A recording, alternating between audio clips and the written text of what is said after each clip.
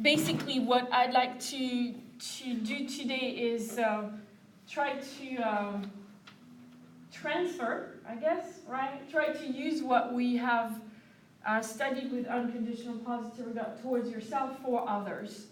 And in the process, not forget about yourself, right? Because I know some of you are really good at being kind to others, but sometimes not kind to yourself, right? So this is something I want to keep inside of you the whole time. And I know that if you look in your booklet, page 18, I know that the definition that Carl Rogers has is not very easy one, right? Remember, he was a psychologist, he's a native speaker, but I'll try my best to explain it to you. And the most important thing is that you keep in mind that what we have studied about unconditional positive regard for yourself is what you could do for others, right? So being kind to them, if in a good mood, in a bad mood, if they make you angry or they make you sad, right? Just keeping always in mind that they probably also have problems, right? Always keeping that in mind. It doesn't mean that you need to sacrifice yourself, right? You always need to protect yourself, and if someone is too much, right, too overwhelming, hopefully I'll help you communicate about it, right? Help you share that feeling with the other person so that you can also protect yourself but accept the others, yeah? So let's get going with unconditional positive regard towards others. And this is actually what Carl Rogers focused on, right? When he created the person-centered approach, he, at the beginning, right, he wasn't really focusing on towards yourself. But it's very interesting because when I read his books, I started with his last one. And so at the end of his career and his life, he realized that if you didn't have unconditional positive regard toward yourself, it was a lot more difficult to show it to others, right? So it's very interesting. The last book, main book he wrote is A Way of Being. That's the title. And he kind of goes back and says, yes, I think people need to first get the skills for themselves so that they can show it to others, yeah?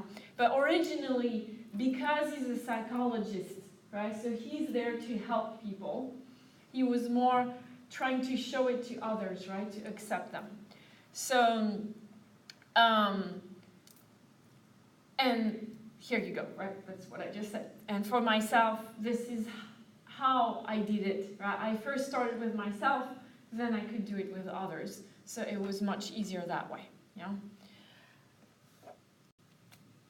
So basically, if we look at the definition, as I said, he uses sometimes difficult words, but I'll try to explain. For him, you show unconditional positive regard when you experience a positive feeling and acceptant feeling. Acceptant is just the adjective for accept, right? So you accept others. And as I said, and this is maybe something some of you might find hard to believe, but it's okay, right? You don't have to have your best friend always be happy, right? You don't have to have the perfect Instagram life, right? Because I don't think anybody has the perfect Instagram life. You should have seen me Monday. But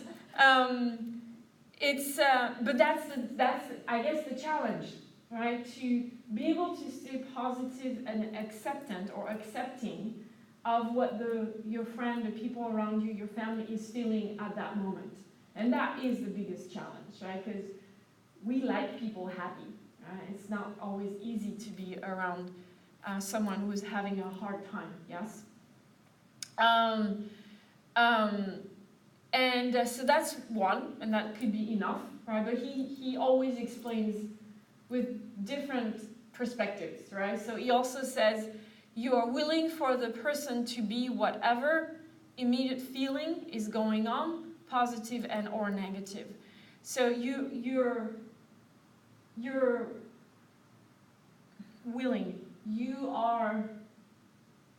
think it's okay if the person is herself or himself right now. So if the person is not feeling great, it's okay, right? You even encourage the person, right?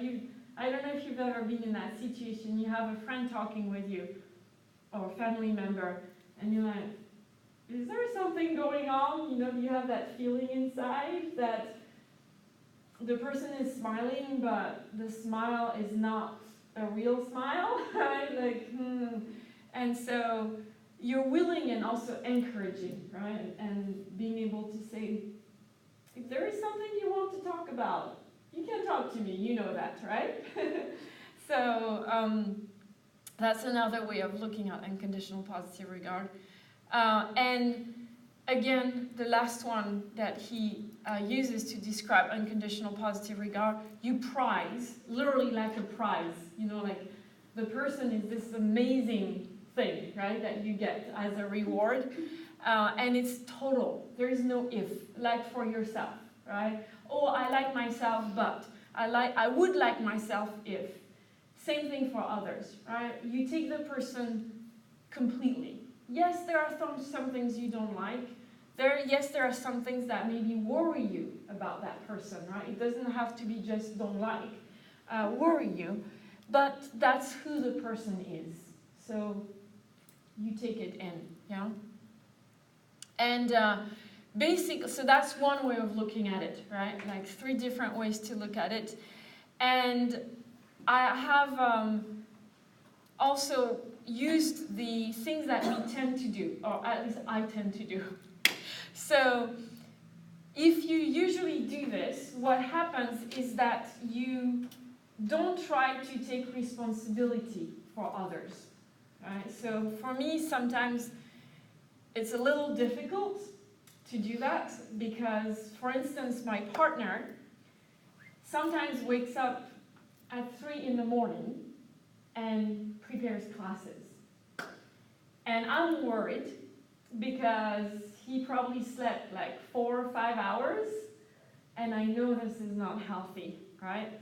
I know you guys don't sleep much, I know, but I still don't think it's healthy, right? And this is really hard for me, right? Because sometimes I'm like, oh, maybe if we eat dinner earlier, then he can go to bed earlier so that he can sleep. I'm taking responsibility, right? I'm trying to make sure he's going to sleep enough. And guess what? It never works. Never. Somehow, he either goes to bed later or he wakes up even earlier, right? So it's like, it doesn't work. You know, you gotta let people do what is best for them. And I'm still learning this, right? I'm not good at it at this point. I think the second one, I know I'm not doing it. You're not trying to mold. You're not making people the way you want them to be, right? Because if you do this, you just accept them the way they are, right? And sometimes I think that might be difficult when you're a parent, right? You want your children to be successful at school. What if your child doesn't like standard school, right? Because standard school is, lots of sitting, lots of listening. It's not very practical. What if your child is better, when he does things or she does things with her hands or exercises, like something that would not make him or her good at school, right? Some parents keep pushing, right? Because they want the child to be good at school. And my sister is a child psychologist, and this is where most of the problems are.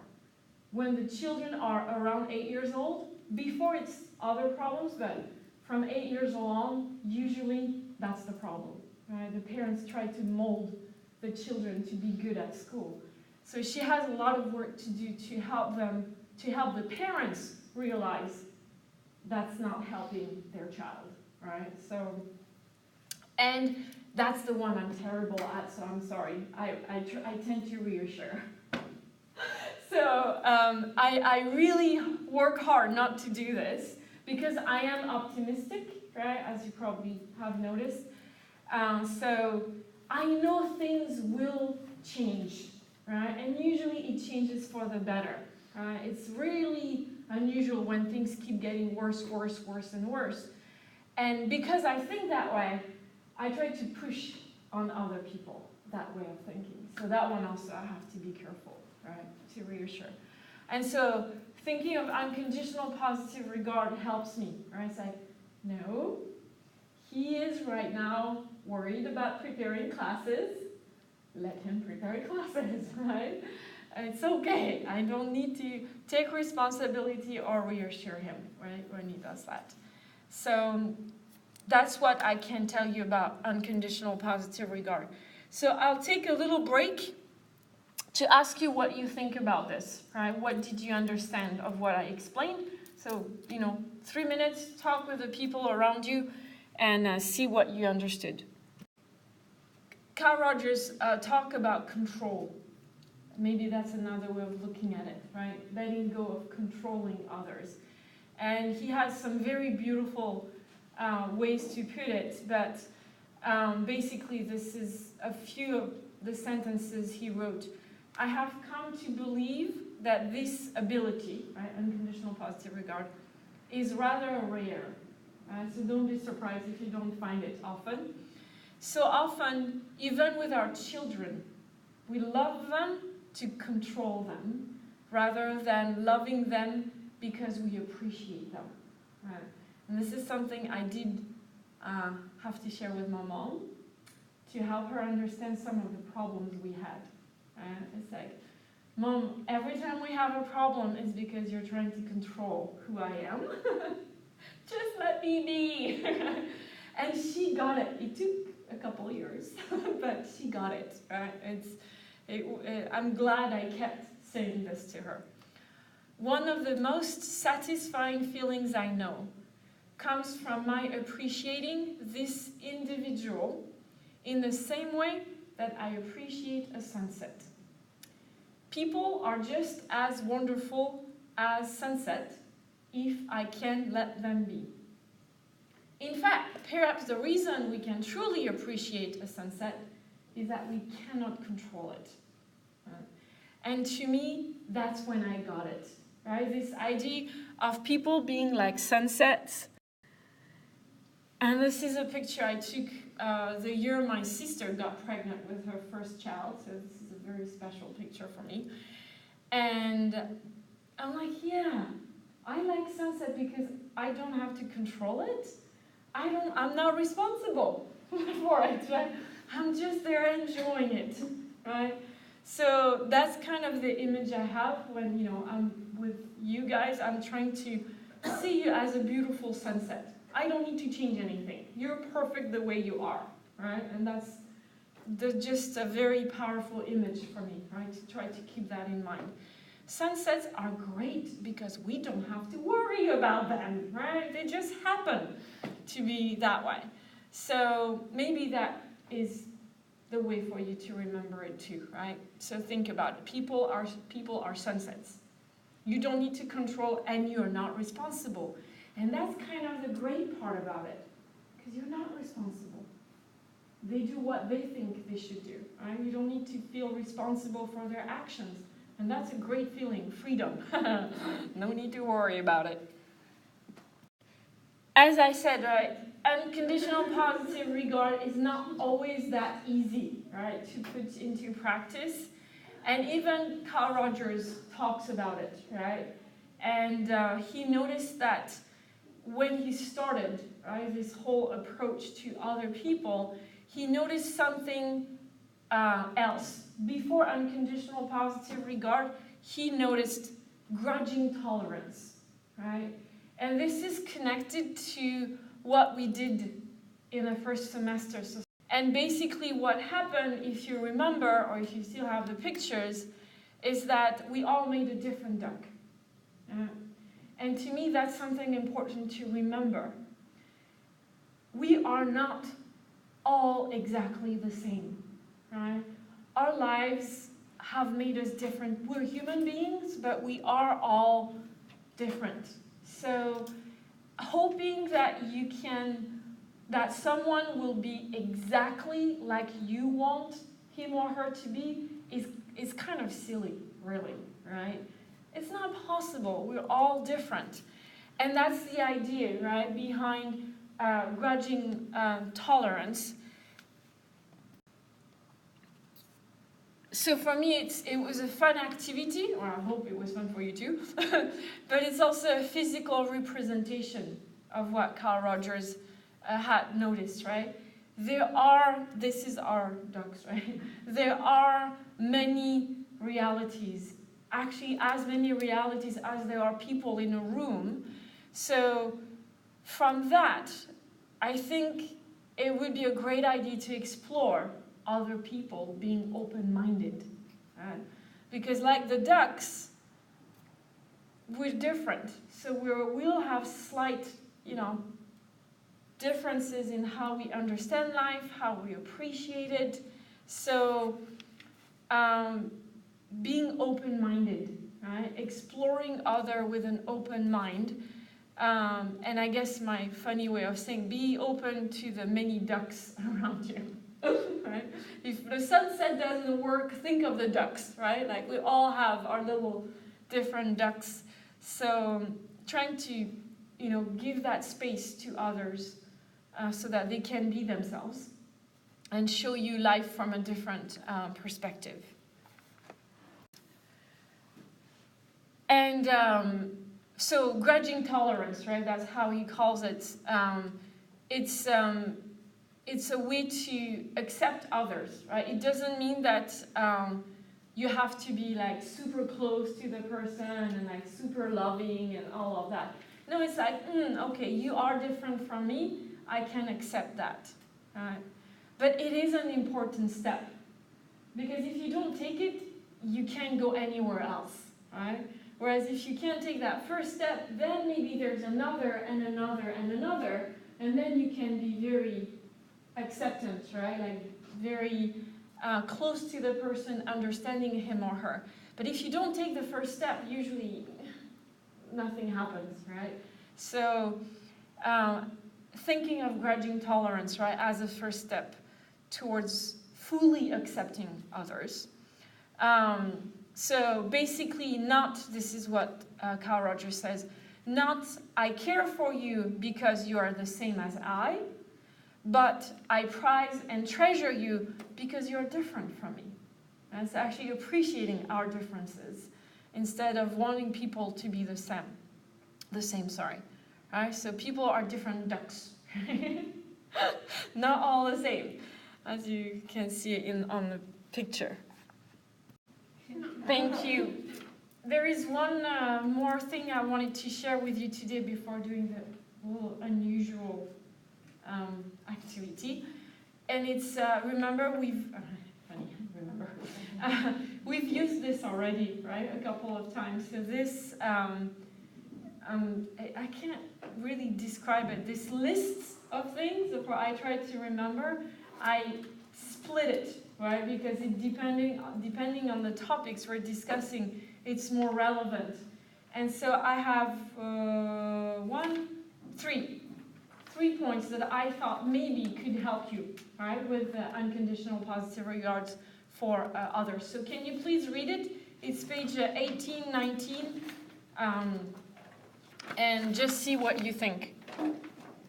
Basically what I try to remember says is other people are okay and I am okay, right? You don't have to have people exactly the way you are, and you can be yourself. You don't have to be what everybody else wants you to be. Then other people are capable, right? Capable, it's about solving other people's trouble, right? you don't have to do it. If a friend asks you, it's a good idea to support. But actually doing it for him or her, in my experience, is never a good idea. Right? Support, but don't do it for him or her. Let them find their own solutions. Yeah? And flexible. Yeah. I like to clean my kitchen one way, and my mom does it the other way. That's why we can't be in the same kitchen, right? So it's okay, right? Different people, right? So that's the idea. So what do you know, how do you feel about this? It's yet another way to think about unconditional positive regard, right? So go ahead, I'll give you another 3 minutes. Maybe this is like the best way to understand unconditional positive regard. We can all understand this, right? So that's why I think there are practical ways, right, to understand what unconditional positive regard is.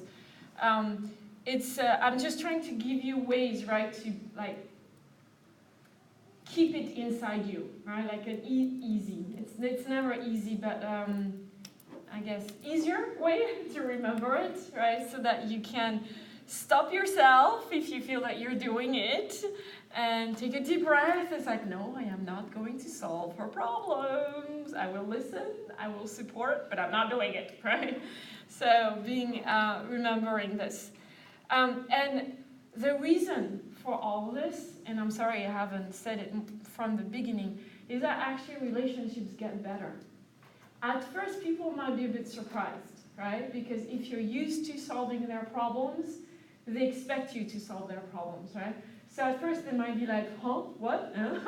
What? She's not gonna, no, what? But in the end, and I've experienced that a couple times, the relationship gets better. The person is growing, right? Herself or himself, and your relationship gets better, and it's much lighter for you, right? When you don't have to take care of others, or try to make them the way you want them to be. So better relationships, yeah? This is indeed very different, right?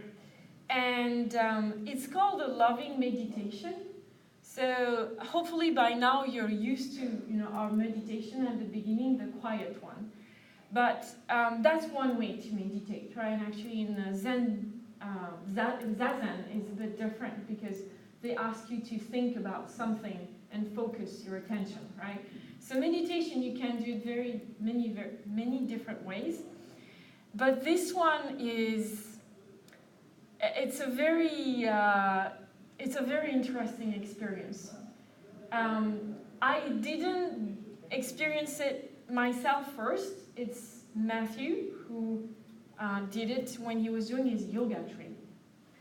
And as you know, right, yoga is, body, but there's also a lot in your head, right? Being focused and being open to the world and being loving. So his yoga instructor had them do this. And actually, the last part, the very end of it, was extremely difficult for Matt. Extremely difficult. But listening to him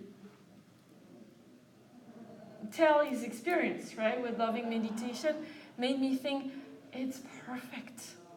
Because it shows us where our limits are, right? And it helps you understand, no, I can't actually feel loving towards that situation, right? And I think it helps.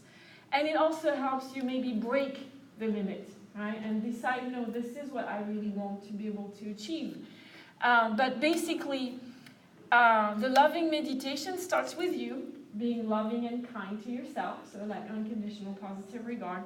And then we move on to someone who's close to you, and then someone who's close or dearest, right, to you, very important to you. The next person is someone you don't really know, right? You see them sometimes, but you don't really know them. And the last one is someone you don't like, and trying to be loving and kind, right? So you don't have to worry, because I'm going to do it for you, right? I'm going to read it, so you can put everything on the floor. You can close your eyes, don't close your eyes.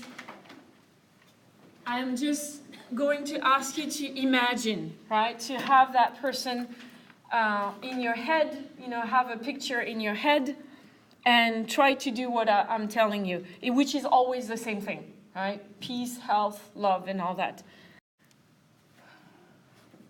I'm going to sit down with you, actually. It will be much easier. So go ahead and close your eyes. Take a deep breath. And try to imagine a bright light around you. Something that makes you feel warm, comfortable, loved.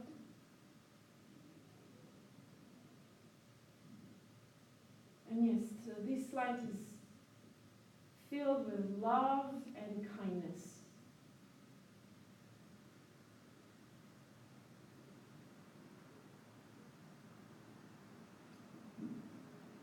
And now tell yourself, may I be well, may I be peaceful, may I be happy, may I be loved.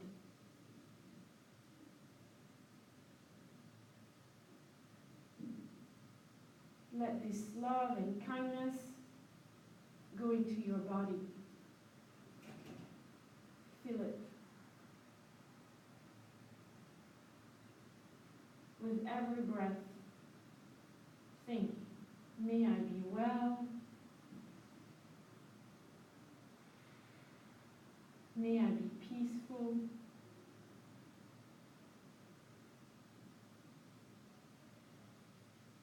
may I be happy,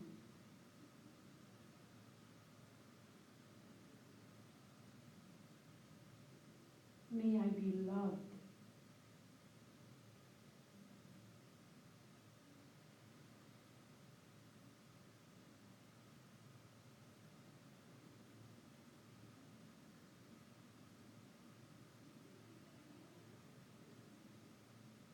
So now try to imagine someone who's really close to you, who's very important to you. It can be a friend, it can be a family member, it can be boyfriend, girlfriend. Try to bring their picture in your head.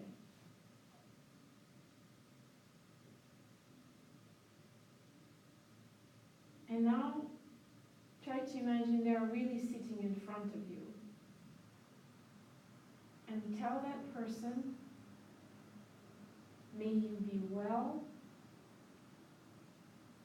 may you be peaceful, may you be happy, may you be loved.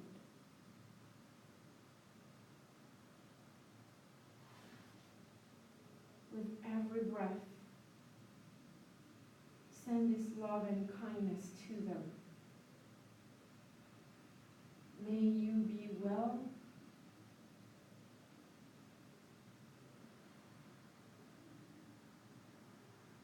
May you be peaceful.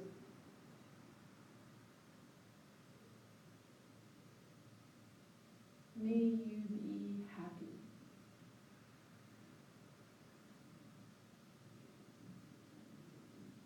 May you be loved.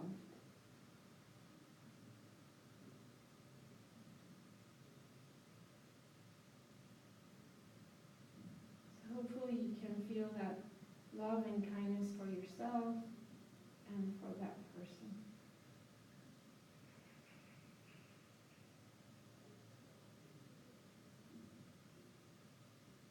Now let's add the person you don't really know. Maybe it's someone that was next to you in the subway this morning. Maybe it's a new coworker. Or maybe it's the neighbor that you sometimes see. Again, imagine him or her sitting in front of you. And tell that person, may you be well. May you be peaceful.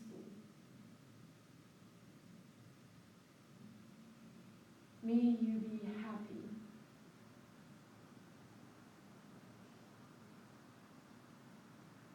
May you be loved. With every breath, try to share that love and kindness. May you be well.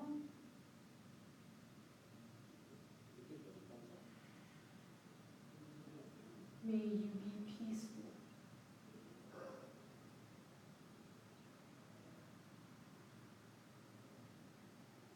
May you be happy.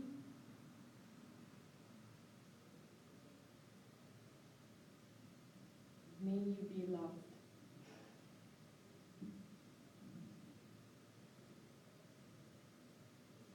So now in your circle, there's you, there's that person you really care about, then there's this person you don't really know.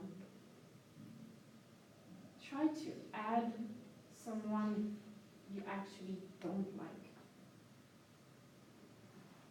Someone who has hurt you, someone you think is mean, someone you don't really want to spend time with.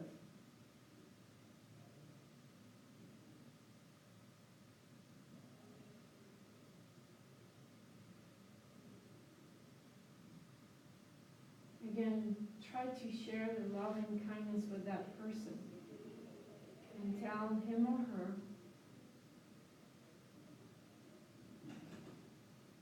may you be well. May you be peaceful.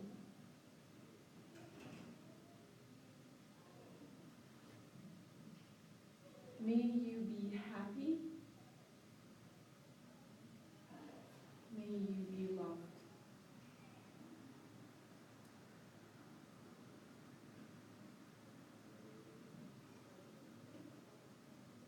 Again, with every breath, may you be well.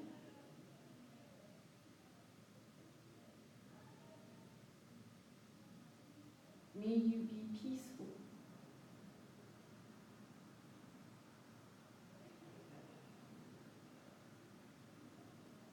May you be happy.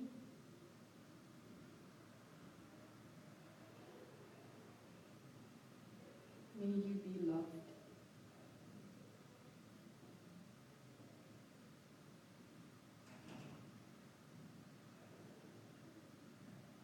Now there is you, the person you care about, that person you don't really know, and that person you don't like. Try to see all three of them and yourself. And try one more time to share with these three people and yourself these words. May we be well.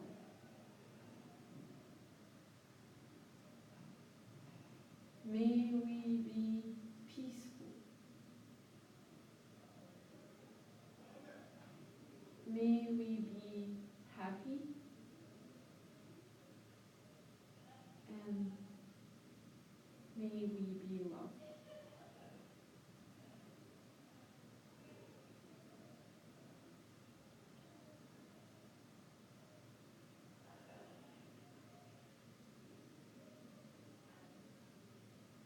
And step by step, let them go. Say goodbye to that person you don't like. Hopefully you like him or her a little better.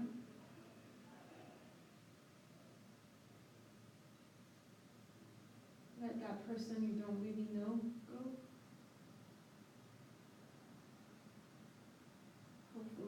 he or she felt your kind words and thoughts.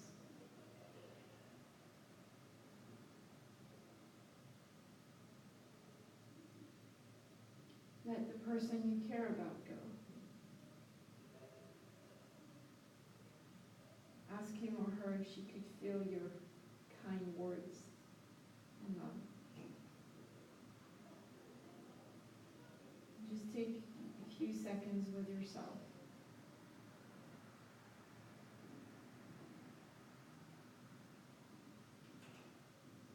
Feel the love and kindness for yourself.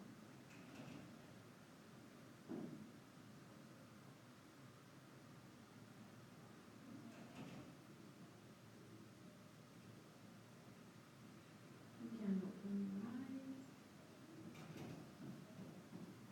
Finish your nap. So you can tell me about that, right? Next week or in your feedback, because it's time to go for lunch.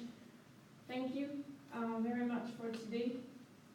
I hope you can understand grudging tolerance a little bit better with a person you don't like. It was an interesting experience for me. I'll tell you more next week, okay? So thank you very much for today.